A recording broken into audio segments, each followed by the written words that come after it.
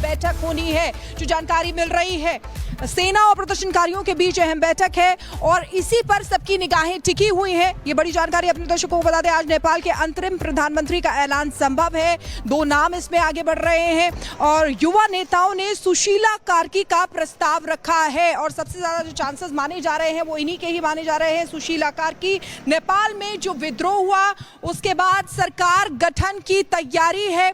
वहीं Nepal army headquarter में अहम बैठक होने वाली है जिस पर सबकी निगाहें टिकी हुई है। सेना और प्रदर्शनकारियों के बीच की ये बातचीत बहुत ही अहम मानी जा रही है। जो जानकारी मिल रही है उसके अनुसार जो युवा नेता हैं उन्होंने सुशीला कार्की का नाम प्रस्तावित किया है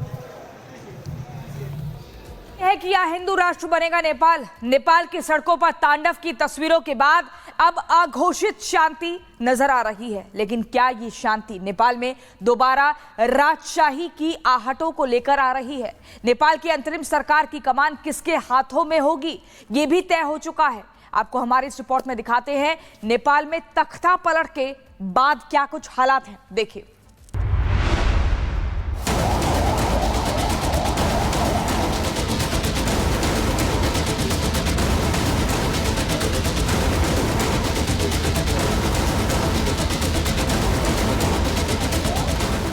नेपाल में तख्ता पलट के बाद हिंसा फिलहाल थम चुकी है, लेकिन नेपाल की सड़कों पर हिंसा के निशान चीख चीख कर अपनी आप बीती सुना रहे हैं। जली हुई इमारतें, आग के प्रकोप में अपना अस्तित्व खो चुकी गाड़ियां, वीरान पड़ी सड़कें, टूटे जले हुए बाजार नेपाल की राजधानी पर हुए सितम की गवाही दे रहे हैं। नेपाल अमूमन ऐसा नहीं होता है। ये जरा देखिए कि तस्वीरें, चारों तरफ सन्नाटा है, इक्के दुक्के लोग आपको पैदल चलते हुए नजर आएंगे, लेकिन सारी दुकानें बंद हैं।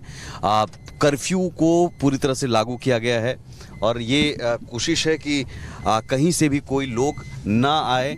यहाँ कोई भी अगर दुकान खुली दिखती है तो तुरंत आर्मी के जवान वो आते हैं, वो मना करते हैं कि आप इस दुकान को बंद कीजिए। साथ ही साथ अपील की जा रही है कि आप बाहर घरों से ना निकलें। आप देखिए, सामने देखिए, ये रास्ता देखिए, पूरा रास्ता पूरा सन्नाटा है।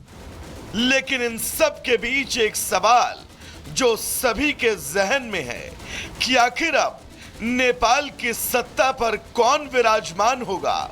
कई नाम इन संभावनाओं की लिस्ट में सामने आए जो नेपाल की अंतरिम सरकार की कमान थामने के लिए तैयार हैं। लेकिन इस लिस्ट में अब जो नाम शीर्ष पर है वो नाम है सुशीला कार्की। नेपाल में नई अंतरिम सरकार का नेतृत्व करने के लिए संभावित उम्मीदवारों में से एक के रूप में पूर्व मुख्य न्यायाधीश सुशीला कार्की का नाम सामने आने पर वहां के लोगों का कहना है कि एक अंतरिम सरकार है। हमने अपने देश में लोकतंत्र की रक्षा के लिए नाम आगे रखा है।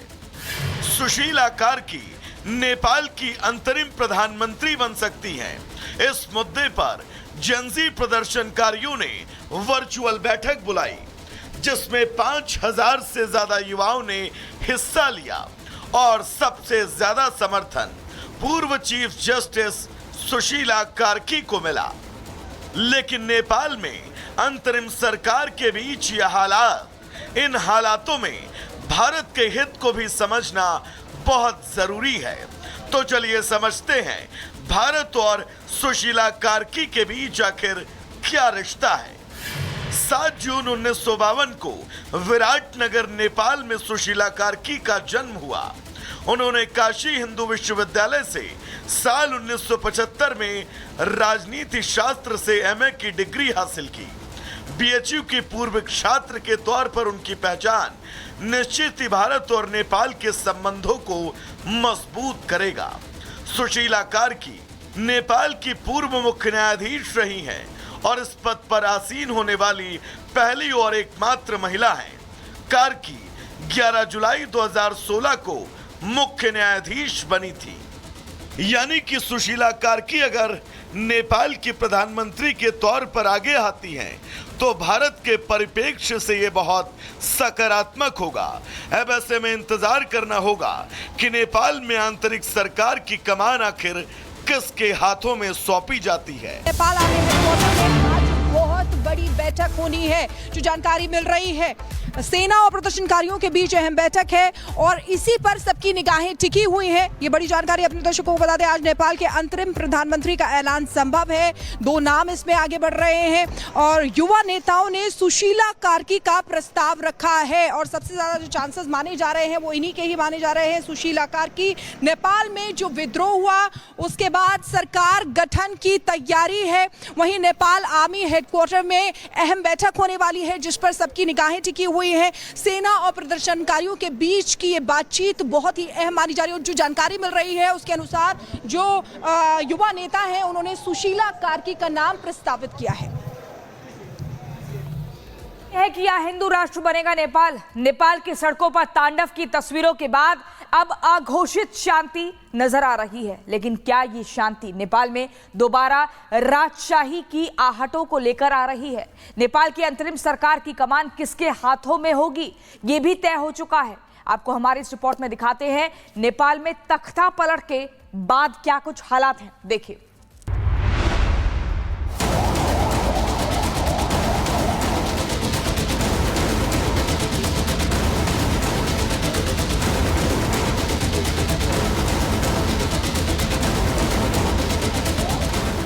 नेपाल में तख्ता पलट के बाद हिंसा फिलहाल थम चुकी है,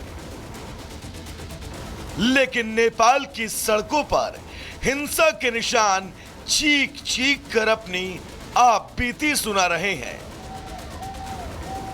जली हुई इमारतें, आग के प्रकोप में अपना अस्तित्व खो चुकी गाड़ियां, वीरान पड़ी सड़कें, टूटे जले हुए बाजार नेपाल की राजधानी पर हुए सितम की गवाही दे रहे हैं।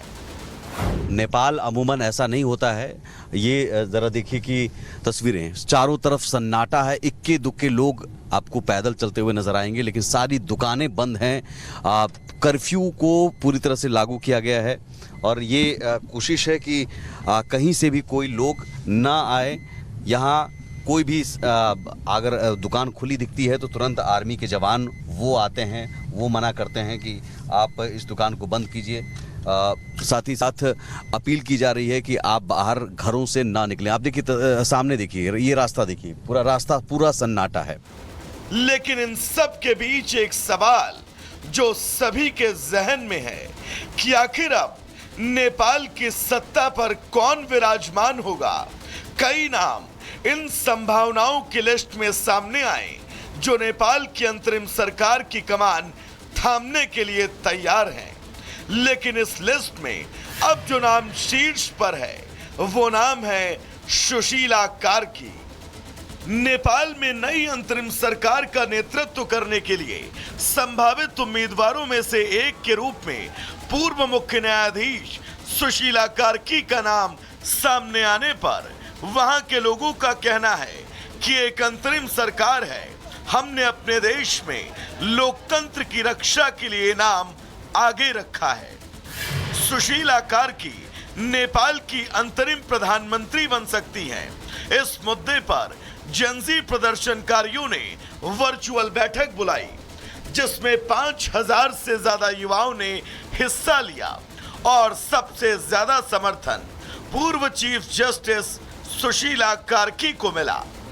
लेकिन नेपाल में अंतरिम सरकार के बीच यह हालात, इन हालातों में भारत के हित को भी समझना बहुत जरूरी है।